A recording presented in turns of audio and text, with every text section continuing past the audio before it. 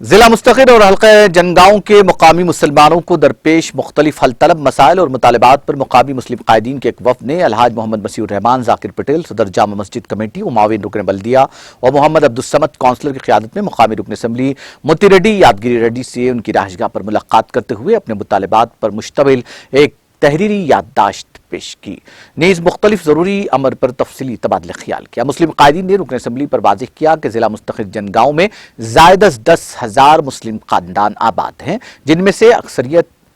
سطح غربت سے نیچے زندگی گزارنے والے ہیں، جو کہ شادی بیاہ اور دیگر تقاریب کے لیے مسلم شادی خانہ نہ ہونے کے باعث زائد مالی بوجھ سے نبردآزما ہیں، جس کے تدارک کے لیے فوری مسلم شادی خانہ منظور کرنے کا مسلم قائدین کے وفد نے رکن اسمبلی متی ریڈی یادگیری ریڈی سے پرزور مطالبہ کیا۔ مسلم قبرستان کے لیے 5 ایکڑ سرکاری اراضی مختص کرنے کا بھی انہوں نے مطالبہ کیا۔ جنگاؤں ٹاؤن کے